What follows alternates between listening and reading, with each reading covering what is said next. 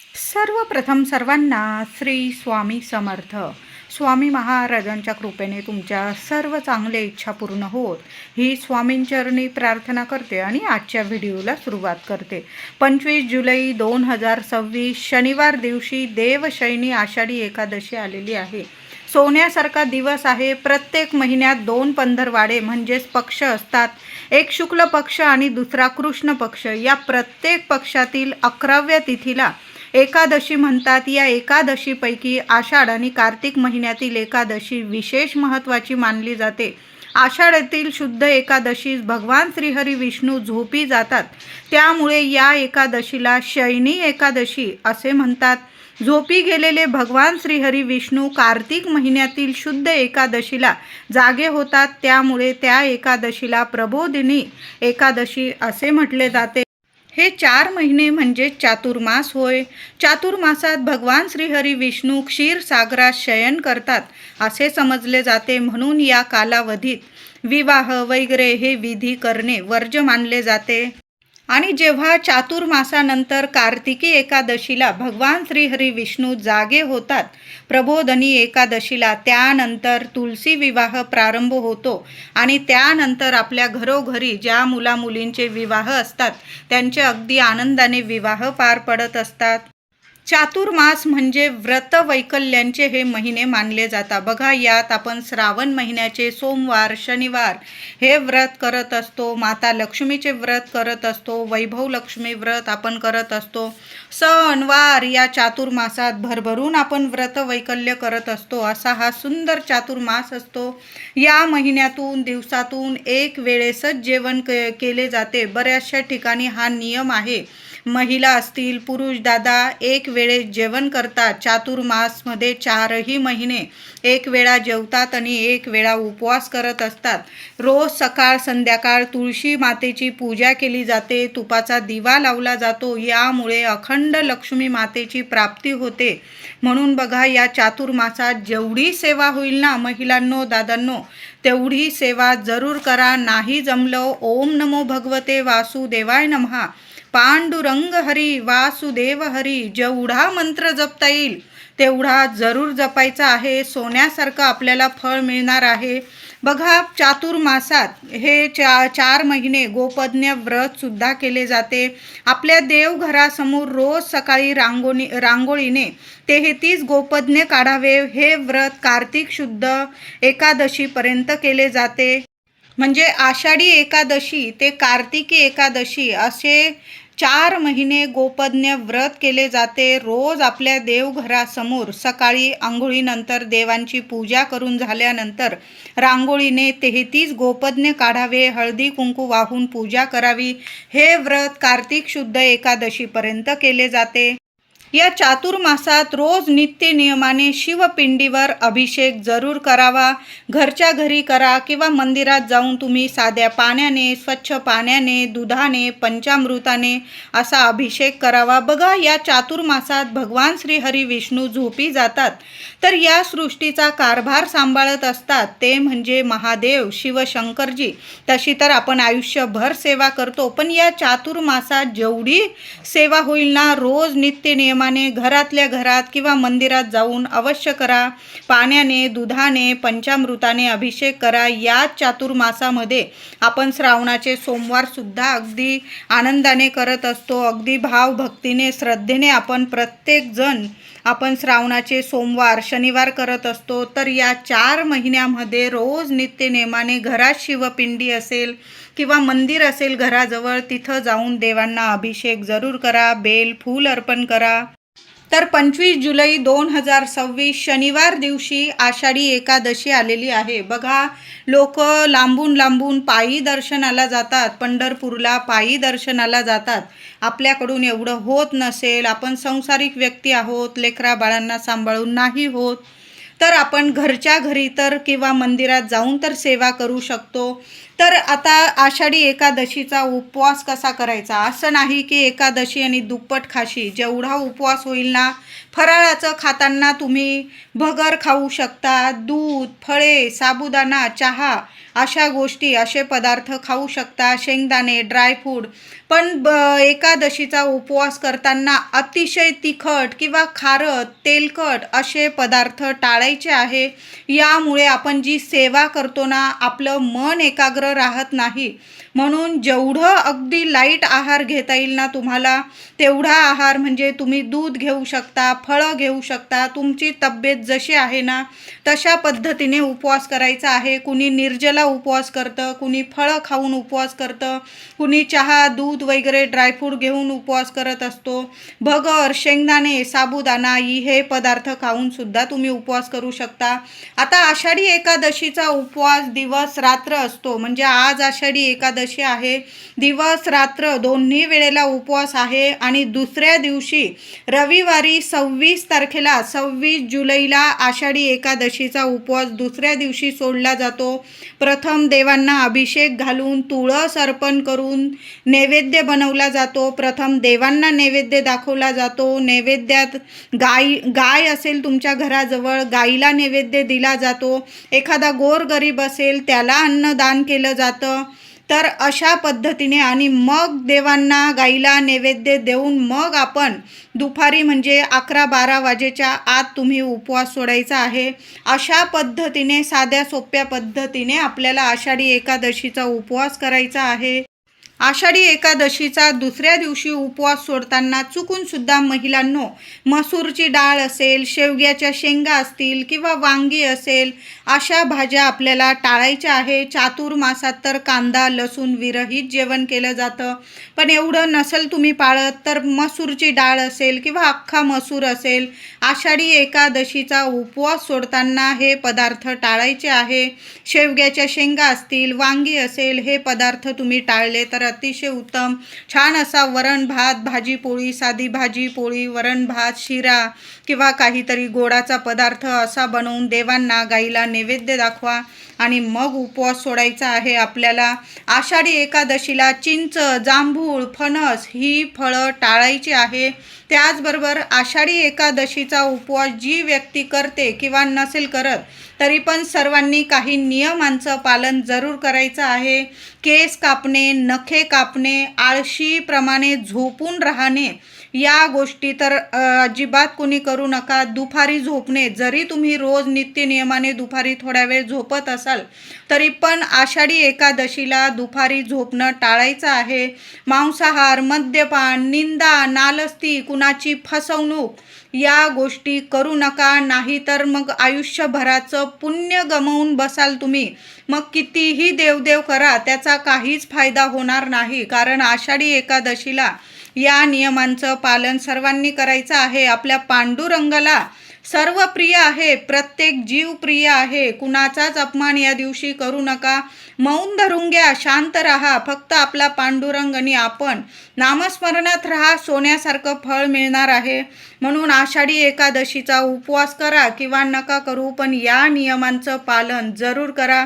बघा, आपली पुढची पिढीसुद्धा याच गोष्टी शिकत असते. आपले व्रत, वैकल्य सर्व आपल्याकडूनच शिकत असते. म्हणून या दिवशी शांत राहायचं आहे. घरात असो, बाहेर असो, कुणाचाच अपमान करू नका. पांडुरंग आहे, कोणत्या रूपात येऊन जाईल आणि आपली परीक्षा घेऊन जाईल, दर्शन देऊन जाईल, सांगता येत नाही. आषाढी एकादशीला सर्वांनी लवकर उठायचं आहे आणि चिमूटभर हळद टाकून, थोडंसं गंगाजल असेल तर गंगाजल अवश्य टाका. त्याचबरोबर चिमूटभर हळद टाका. एखादं तुळशीचं पान असेल तुम्ही आंघोळीच्या पाण्यात टाका. लहान लेकरांपासून मोठ्या व्यक्तींपर्यंत हा उपाय सर्वांनी करायचा आहे. मानसिक, आर्थिक काही त्रास असतील, शारीरिक, मानसिक, संपूर्ण नष्ट होईल. भगवान श्री हरी विष्णूंचं, आपल्या पांडुरंगाचं नामस्मरण करा आणि आंघोळीचा हा उपाय सगळ्यांनी नक्की करायचा आहे. या दिवशी चुकून सुद्धा तांदूळ खायचा नाही. म्हणजे तुम्ही भात वगैरे शिजवत असाल, तसं तर प्रत्येक घराघरामध्ये उपवास असतो. आपण भगर, साबुदाणा या गोष्टी करत असतो. असतो पदार्थामध्ये, तेच आपण देवांना पण नैवेद्य दाखवतो. एकादशीला देवाला नैवेद्य अवश्य दाखवायचा आहे. बऱ्याच लोकांना असा प्रश्न पडतो की आपला उपवास आहे, मग देवांचा पण उपवास आहे. देवांचा उपवास नसतो. देवांसाठी आपण मनुष्य उपवास करतो. जो तुम्ही फराळ बनवलेला असेल किंवा फळं वगैरे असतील, देवांना छान दोन्ही वेळेला नैवेद्य दाखवायचा आहे. आणि दुसऱ्या दिवशी जेव्हा आपण 26 तारखेला रविवारी उपवास सोडू आषाढी एकादशीचा, तेव्हासुद्धा वरण भात भाजी पोळी जो स्वयंपाक केलेला आहे, प्रथम देवांची अभिषेक करून पूजा करून तुळस अर्पण करून मग देवांना नैवेद्य दाखवा, गाईला नैवेद्य दाखवा आणि मग आपण उपवास सोडायचा आहे. हे नियम तर आषाढी एकादशीचा उपवास करताना जरूर पाळायचा आहे. सोन्यासारखं फळ मिळणार आहे. आंघोळीचा उपाय सर्वांनी लहानांपासून मोठ्यापर्यंत सगळ्यांनी जरूर करायचा आहे. आषाढी एकादशीला महिलांनो लवकर उठून आंघोळीनंतर आपल्या घराच्या उंबरठ्यावर हळदीचं लेपन जरूर करा. माता लक्ष्मीच्या पावलांची हळदी कुंकू फुलं अक्षता वाहून पूजा करायची आहे. दोन्ही हात उंबरठ्याला लावा. तुमच्या मनातील इच्छा माता लक्ष्मीला लक्ष्मीनारायणांना सांगायची आहे आणि दोन्ही वेळेला आपल्या घराच्या मुख्य उंबरठ्याजवळ दोन्ही वेळेला झालं तर दिवे जरूर लावा. तुपाचा लावला गाईच्या तुपाचा तर अतिशय उत्तम. नाही जमलं जे देवांच्या दिव्यांसाठी तेल वापरता तुम्ही त्या तेलाचा दिवा लावला तरीही चालेल. या दिवशी एखादं तुळशीचं रोप लावता आलं तुम्हाला आषाढी एकादशीच्या दिवशी तर आवर्जून लावा. शनिवार आलेला आहे, तुळशीचं रोप लावा. नसल लावायचं, जी तुळस आहे अंगणात छान असं तुळशी मातेची पूजा सेवा करायची आहे. या दिवशी तुळशीला 2 चमचे का होईना गाईचं दूध अर्पण करा. चिमूटभर हळद अर्पण करायची आहे. तुळशीच्या मुळाशी हळद आपण अर्पण केल्याने तुळशीला किंवा झाडांना कुठलीही हानी पोहोचत नाही, उलट फुलतात फळतात झाडं. तर तुम्ही चिमूटभर हळद भगवान श्री हरी विष्णूंचा मंत्र जपा 21 वेळा.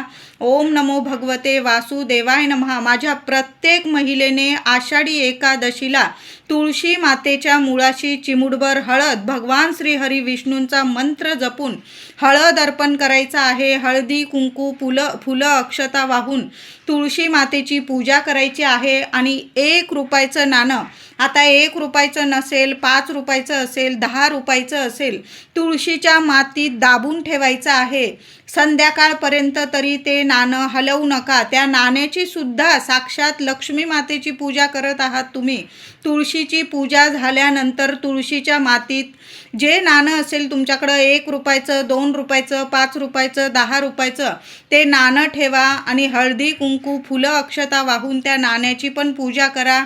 संध्याकाळी नाही, संध्याकाळी झालं तुम्हाला उचलता आलं, दुसऱ्या दिवशी आषाढी एकादशीचा उपवास सोडण्याआधी ते नाणं उचलून घ्यायचं आहे आणि तुमच्या तिजोरीत तुम्हाला एखाद्या लाल कपड्यात वगैरे बांधून तिजोरीत ठेवायचं आहे. वर्षभर 4ही दिशेंनी तुमच्याकडं पैसा खेचून येईल. पैसा कधीच तुम्हाला कमी पडणार नाही.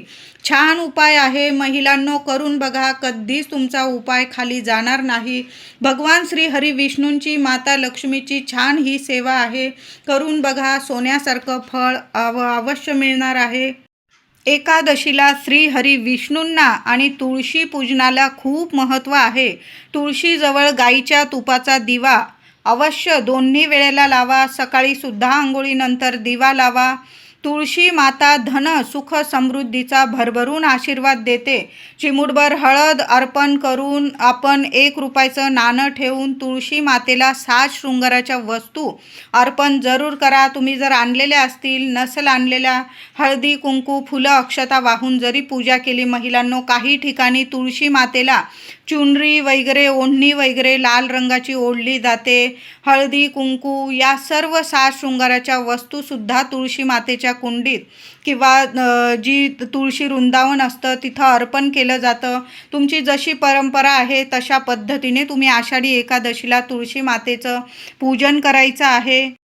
यावर्षी आषाढी एकादशी शनिवारी आल्याने सकाळी किंवा संध्याकाळी दिवसभरात एकदा का होईना घराजवळ जे पिंपळाचं झाड असेल ना त्या झाडाला जाऊन स्पर्श करायचा आहे. बरोबर जाताना दूध, पाण्यात थोडीशी चिमूटभर साखर जरूर अर्पण करा. दूध, साखर मिश्रित पाणी पिंपळाच्या झाडाला अर्पण करायचं आहे. झाडाजवळ एक तुपाचा दिवा किंवा तेलाचा, तुम्ही दोन्हीपैकी एक दिवा लावू शकता. मातीची पंती जरी घेऊन गेला ती परत आणू नका. तिथं दीपदान करायचं आहे. आपल्याला पिंपळाच्या झाडाखाली दीपदान करायचं आहे. त्याचबरोबर थोडंसं मूठभर गव्हाचं पीठ घ्या, त्यात चिमूटभर साखर मिसळून घ्या आणि ते साखर मिश्रित पीठसुद्धा गव्हाच्या पिठामध्ये चिमूटभर साखर मिसळा आणि ते मूठभर पीठसुद्धा तुम्हाला पिंपळाच्या झाडाखाली ठेवून यायचं आहे. एखाद्या कागदावर ठेवून आलात तरीही चालेल आणि बरोबर जाताना न्यायचा आहे. तो म्हणजे एक गुळाचा खडा. सर्वांनी, नाही काही जमलं ना तुम्हाला चालेल, नाही उपवास जमला चालेल, पण पिंपळाच्या झाडाखाली एक दिवा अर्पण करा, दीपदान करा आणि मूठभर कणिक, थोडीशी साखर मिसळून तिथं ठेवायची आहे आणि एक गुळाचा खडासुद्धा एखाद्या कागदावर तिथं पान पडलेलं असेल पुसून घ्या आणि त्यावर जरी तुम्ही एक गुळाचा खडा ठेवून आलात ना, संपूर्ण एकादशीचं, चातुर्मासाचं तुम्हाला फळ मिळणार आहे. असा सोनेरी दिवस पुन्हा येणे नाही.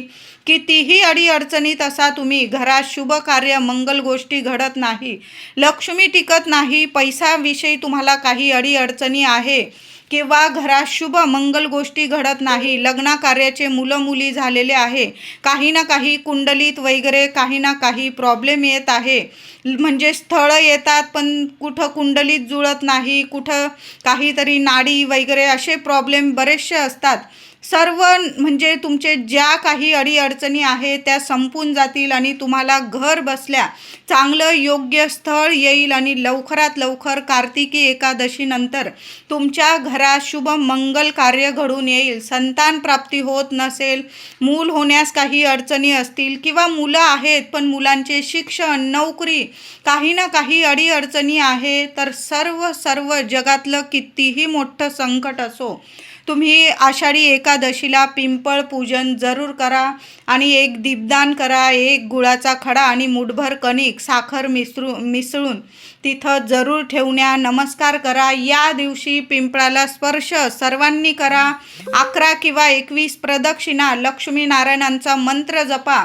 ओम नमो भगवते वासुदेवाय नमः, ओम श्रीं नमः मंत्र जपा आणि 21 किंवा 11 प्रदक्षिणा मारता आल्या, घालता आल्या तर जरूर घाला. नाही जमलं, नुसता नमस्कार करून तुम्ही 21 वेळा तिथं उभं राहून वगैरे मंत्र जपू शकता. ही सेवा कधीच तुमची खाली जाणार नाही. करून बघा. मुलांना जरी घेऊन गेला, मुलांकडून जरी स्पर्श करून घेतला तरीही चालेल. आषाढी एकादशीला प्रत्येकाच्या घरात बाळकृष्णाची मूर्ती असते. विठू माऊली, रुक्मिणी मातेची छान असा दुधाने, पंचामृताने किंवा हळद मिश्रित, केशर मिश्रित दुधाने, पाण्याने अभिषेक करा. देवांना पिवळी फुलं अर्पण करा, तांदूळ, अक्षता अर्पण करा. पिवळ्या अक्षता अर्पण करता आल्या तर जरूर अर्पण करा. माता रुक्मिणीला म्हणजेच माता लक्ष्मीला लाल रंगाची फुलं अर्पण करा. देवी आईला हळदी, कुंकू, फुलं, अक्षता वाहून छान पूजा करायची आहे. एक अखंड दिवा आषाढी एकादशीला आपल्या देवघरात जरूर लावून ठेवा. महिलांनो, दिवा विझणार नाही याची काळजी घ्या. दिव्यात एक कापराचा तुकडा टाकून ठेवा. चिमूटभर हळद, भगवान श्री हरी विष्णूंचं, माता लक्ष्मीचं मंत्र जपा आणि चिमूटभर हळद त्या दिव्यात टाका. 2 लवंग टाका. दैवी अनुभव येतील तुम्हाला. खूप सुंदर सेवा आहे, जरूर करा. पण या दिवशी देवघरात अखंड दिवा जरूर लावायचा आहे. जेवढी तुळस असेल या दिवशी तुळस तोडू नका, आदल्याच दिवशी तोडून ठेवा तुम्ही. आणि तुळशीपत्र, जेवढी तुळस असेल घरातल्या प्रत्येकाने बाळकृष्णाच्या मूर्तीवर किंवा विठू माऊलीच्या मूर्तीवर अभिषेक करा तुळशीचा. जेवढी तुळशी पानं असतील तुमच्याकडं चांगली बघून घ्यायची आहे, तुटलेली वगैरे घेऊ नका. देवांना विष्णू सहस्त्रनामावली पठण करत करत तुम्हाला तुळशीचा अभिषेक करायचा आहे. नाही जमलं, ओम नमो भगवते वासुदेवाय नमः किंवा पांडुरंग हरी वासुदेव हरी या मंत्राचा जप करा. आणि देवांना जेवढी तुळस असेल तेवढी सर्वांनी, लेकरांकडून सुद्धा देवांना तुळस अर्पण करून घ्यायची आहे.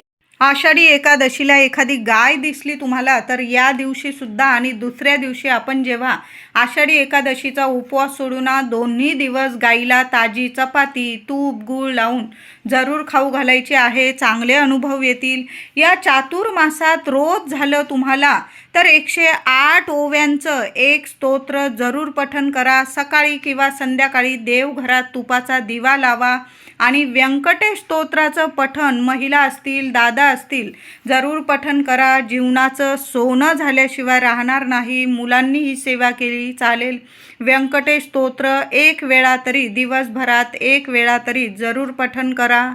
आषाढी एकादशीला घरातून या वस्तू महिलांनो देऊ नका कुणाला. तुळस असेल, दूध असेल, दही असेल, हळद असेल, मीठ असेल, या वस्तू कुणालाच देऊ नका.